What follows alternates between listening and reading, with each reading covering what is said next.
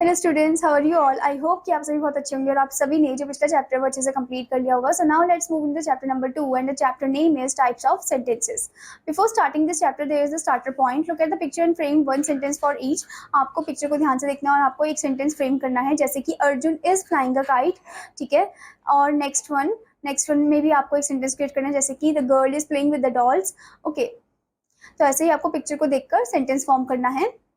Now, the next thing we know that a sentence is a group of words that make complete sense. There are four kinds of sentences. तो हमें तो ये तो पता है कि सेंटेंस जो है वो ग्रुप ऑफ वर्ड्स है जो कंप्लीट सेंस क्रिएट करता है, और यहाँ पर 4 तरीके के सेंटेंसेस होते हैं, जैसे कि फर्स्ट है आपका स्टेटमेंट, फिर है क्वेश्चंस, फिर imperatives and एक्सक्लेमेशंस।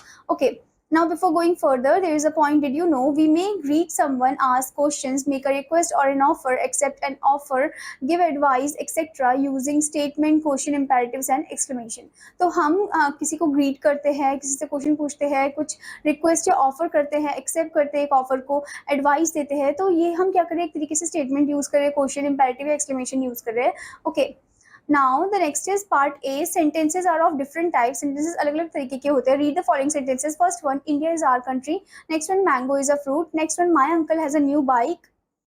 And the next thing, the above sentences gives us information, these are statement. तो ये जो अबव सेंटेंसेस थे ये हमें इंफॉर्मेशन देते हैं, तो इनको हम क्या बोलते हैं, इनको हम स्टेटमेंट बोलते हैं। Okay, A sentence that give information, facts or ideas is called a statement. तो वो सेंटेंस जो हमें इंफॉर्मेशन दे रहे हैं, फैक्ट दे रहे हैं, आइडिया दे रहे हैं, तो उसे हम क्या बोलेंगे, स्टेटमेंट बोलेंगे।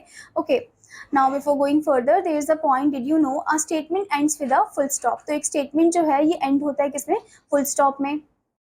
Now there is the next part B. Read the following sentences. First one, what is your name? Next one, where do you live? Next one, which is your house? The above sentences ask questions. These are called interrogative sentences. तो ये जो above sentences थे ये questions पूछते हैं, तो इनको हम interrogative sentence बोलते हैं। Okay, a sentence that ask a question is called an interrogative sentence. तो एक sentence जो हमसे कुछ question पूछते हैं उसे हम interrogative sentence बोलते हैं। Now before going further, there is a point. Did you know an interrogative sentence end with a question mark? जो interrogative sentence होता है वो question mark पे end होता है। Now there is a self-evaluation point, part C.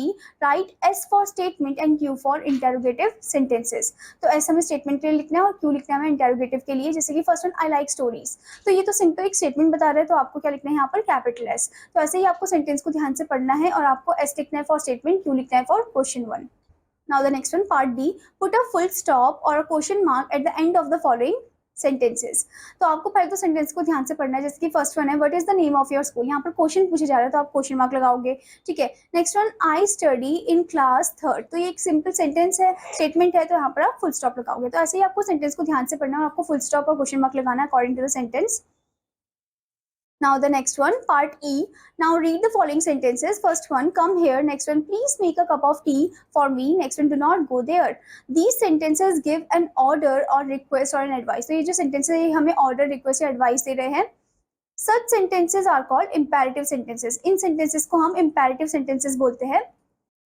A sentence that gives a command, request or advice is called a imperative sentence. मतलब वो sentence जो हमें command देते हैं, request या advice देते हैं, उसे हम imperative sentence बोलते हैं।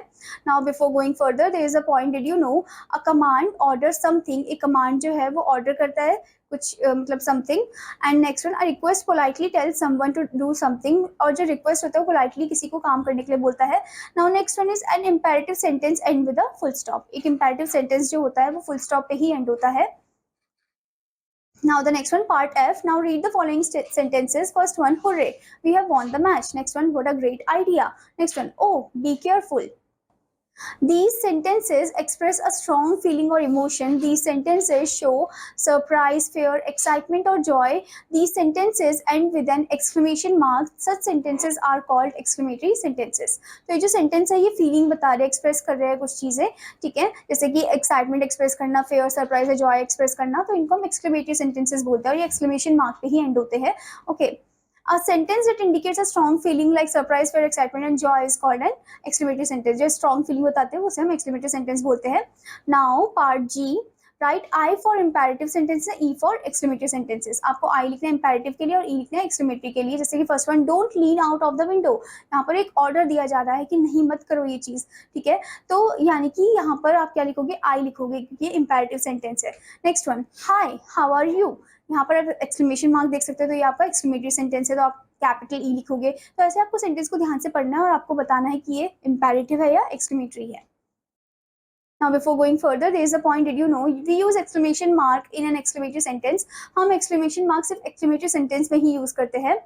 Now part H, pick the correct option to say the kind of sentences, जैसे कि first one है how amazing this car is।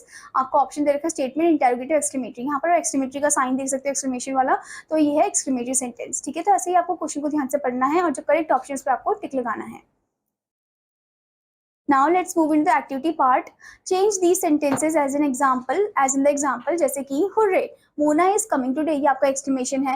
Mona is coming today, ये आपका statement हो गया। Is Mona coming today, ये आपका question हो गया। Mona come today, ये आपका imperative हो गया। तो ऐसे ही आपको क्या करना है, आपको ये जो sentences given है इनको अलग अलग टाइप में चेंज करना है, जैसे exclamation बनाना है, statement बनाना है, sentence को imperative और question form बनाना है। Okay. I hope student that you understood this chapter, और आपका होमवर्क है कि आपको इसकी फॉलोइंग एक्सरसाइज पार्ट को कंप्लीट करना है। Now I am gonna meet you in another class children students, bye.